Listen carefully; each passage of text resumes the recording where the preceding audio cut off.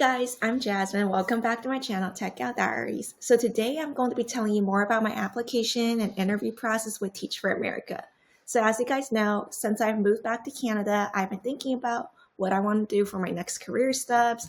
And in general, ever since I've graduated from UBC in 2021, I've been working in tech for about 3 years. And then after that, as you guys may know, some of you, that my company had a restructuring. So then I went to real estate sales for a while in the Bay Area. And now that I've moved countries, I am back home in Vancouver. I've been taking this time to think about if I want to do something different, what I want to do exactly for my next steps.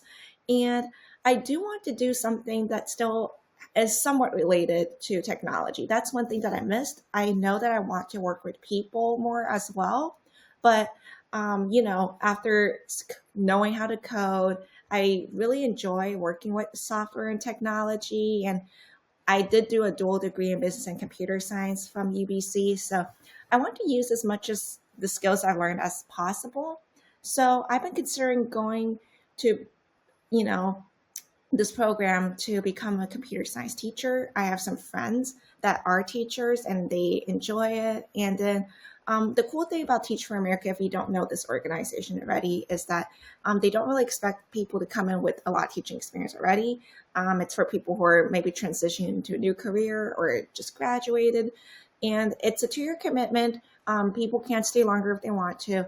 And then you basically get paid as a full-time teacher. And then they match you to a school that's in need of a teacher.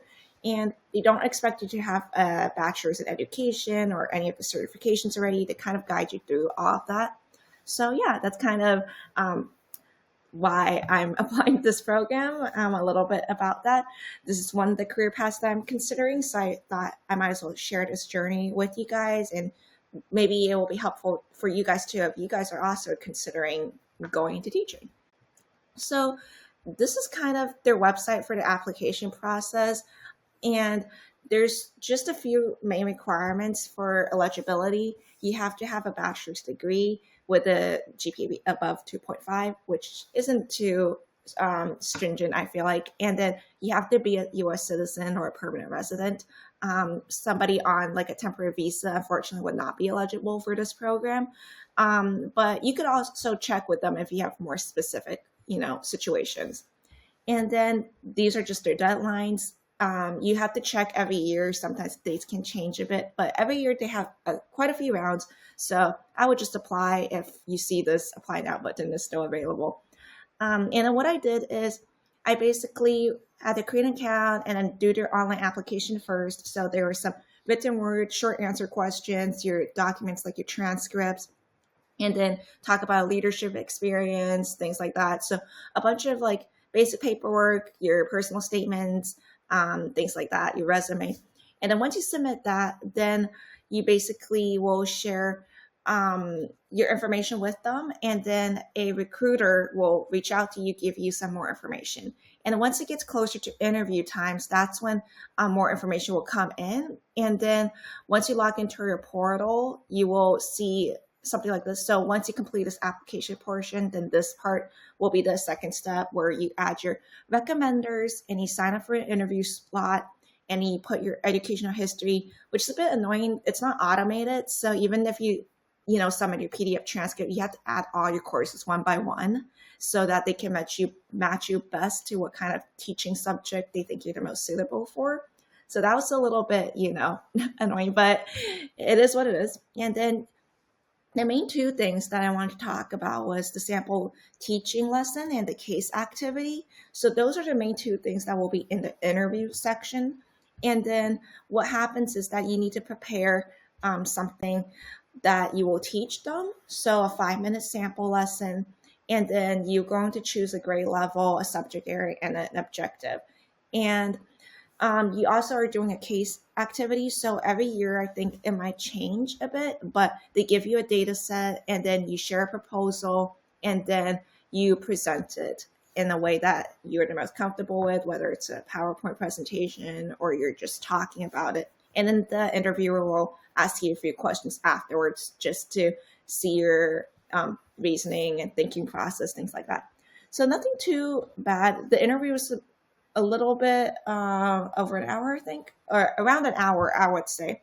So, and then let me show you what I did for my sample teaching lesson so you guys have sort of an idea. So I picked computer science for kindergartners because that's what, I'm the most passionate about. I love teaching computer science to other people.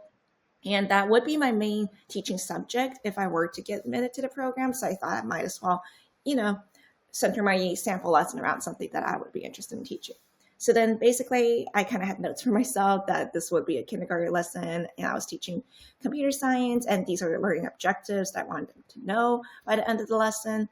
And then I created like slides to kind of guide me along because I know myself, I would get nervous during like a Zoom teaching session if I didn't have sort of something to guide me and then make sure that I'm on track and on time.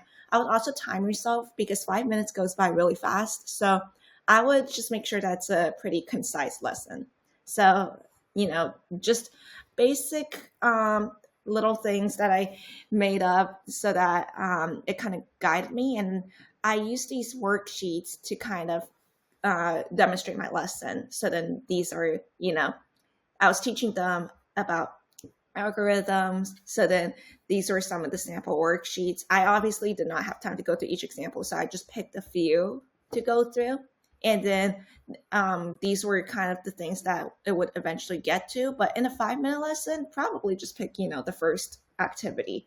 I wouldn't go too in depth. And then I also chose one or two of these URLs where I taught them drag and drop coding. So these are from code.org. And then it was a pretty good resource for me to kind of demonstrate what we learned on the worksheets and applied it to drag and drop coding. And then that's pretty much the end of the lesson. Just make sure that you're focusing on one thing that you want the kids to understand. And then the interviewer will pretend to be the kids. So then they might have questions, So yeah, that's pretty much it for the sample lesson. And then for the case study, I also made a presentation for that. So this is the presentation that I prepared for the case study. And then what I did was I made these slides also just sort of to guide me on what the main points I want to talk about. It's 5 minutes, so a couple seconds per slide. The data set was mainly about discipline disparities in the educational system. So that's kind of the context. And then I just kind of, structure my presentation around my approaches, how I would deal with it. And then I will talk more about the additional research I did and the expected outcomes. And then make sure you give them some time to ask you more questions at the end too. But, just make sure that's structured and then that you did read the data set and you understood what the main problem is. And then you give them a couple of solutions that you think could be a way to solve it.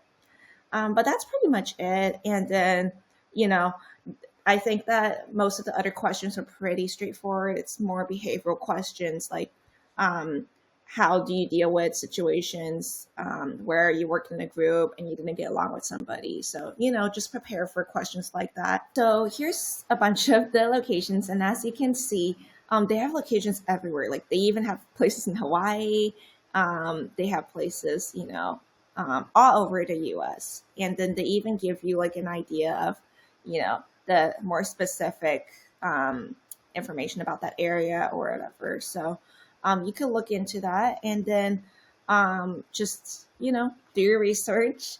Each of these regions are quite different from one another, but there's plenty of opportunities for everybody available. So yeah, hopefully this was helpful with you guys. If you have more questions about my personal experiences, feel free to leave them in the comments. I'll try to get back to you. And then I'm supposed to find out the results next week. So I'll hopefully have an update for you guys. And I hope you guys have a really good week ahead of you. Thanks for watching.